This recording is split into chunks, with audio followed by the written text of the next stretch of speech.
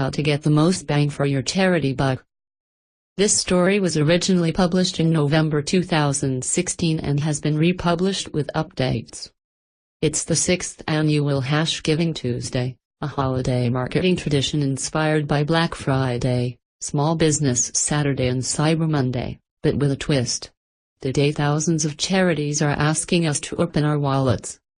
But how can we be sure the group we donate to is effective, that we're getting the most bang for our charity buck?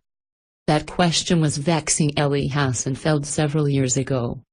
He worked at a hedge fund, and he and a colleague wanted to give money to charity. Since they are numbers-oriented finance types, they wanted to maximize the results from their donation by finding groups that could offer the biggest impact per dollar. We were shocked by how little useful information was available, says Hassenfeld. Sure, there were the rating sites that show how much a given charity spends on overhead and point up any red flags suggesting possible mismanagement. But that's not what Hassenfeld wanted to know. There was nothing that said, "This is how much a charity can accomplish with the donation that you give." And so in 2007, Hassenfeld and his friend, Holden Karnofsky, decided to start a nonprofit called GiveWell. The mission: come up with an annual short list of charities they can recommend based on hard evidence. But it turns out this data-driven approach has its own set of issues.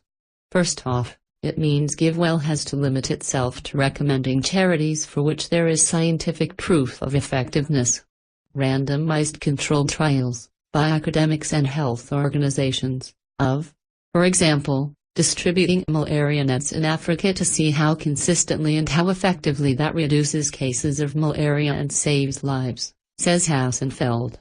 According to GiveWell's analysis, passing out $5 bed nets against malaria-carrying mosquitoes saves a lot of lives. And that puts Against Malaria Foundation at the top of the group's 9 picks for the 2017 giving season, just unveiled on its website. The organization's data-driven approach leads to a list that may not sit well with all donors. For instance, many people feel particularly moved to help others who are close to home, say, by donating to a local homeless shelter or a youth arts program. But though GiveWell is based in the United States, the organization does not recommend donating to any charities that serve Americans. The needs are just so great overseas that a dollar goes a lot further there, explains Hassenfeld. For instance, he says, donating something like $3,500 to Against Malaria Foundation saves the life of a child who would otherwise die of malaria. The equivalent amount, in the United States, would do something like pay for a couple of months of schooling for one child. A second challenge is the dearth of reliable data for many programs that focus on the world's poorest. While academics and international health organizations have done rigorous studies of health interventions, it's only in the last decade that economic development and empowerment programs have started being subjected to similar scrutiny. So says Hassenfeld, there might be outstanding programs and organizations that we would recommend if only there were more evidence assessing their impact. The fact that we don't recommend something doesn't mean we think it's ineffective. It may just mean that no one has studied it.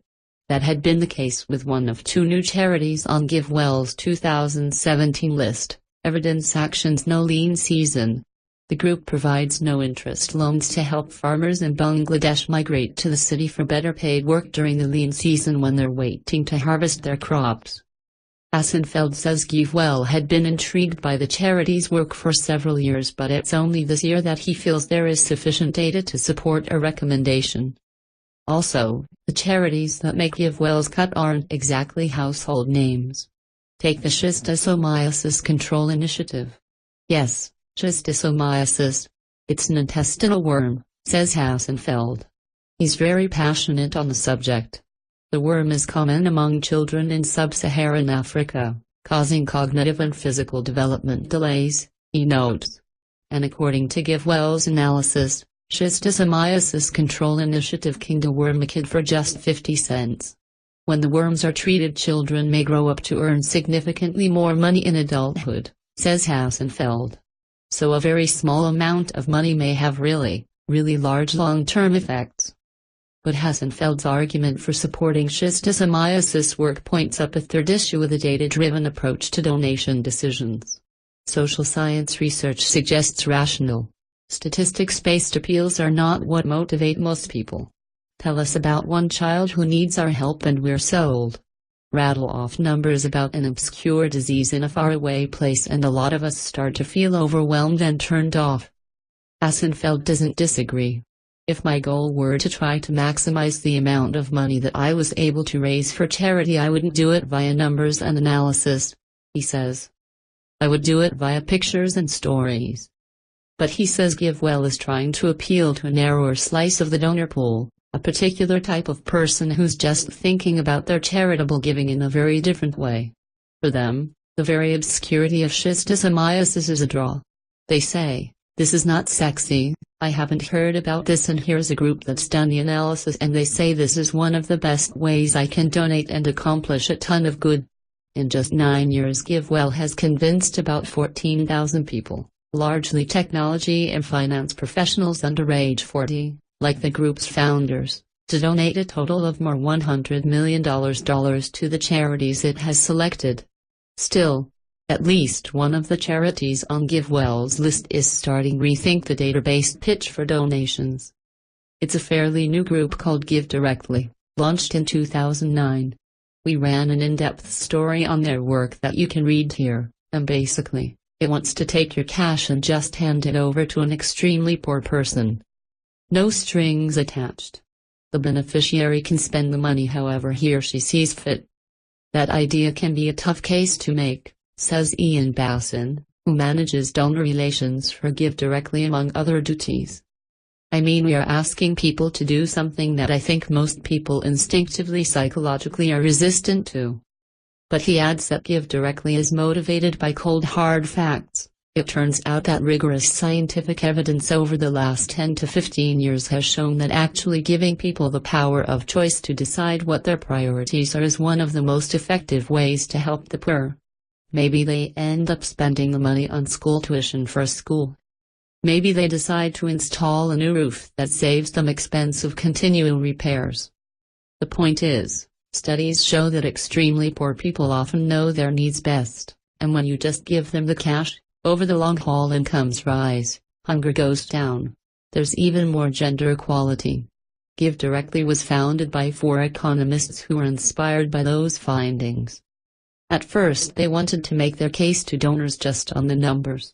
They were determined to avoid what Basson calls poverty porn, people putting a picture of a starving child on a video, or infomercial. In just a few years they've raised more than $130 million. But last fall they unveiled a new feature on their website, a running list of photos and profiles of the beneficiaries. To expand further, they've concluded that they need to reach a broader audience. There's a limit to how many of the sort of wonky evidence type-based donors that we could have, Basson explains.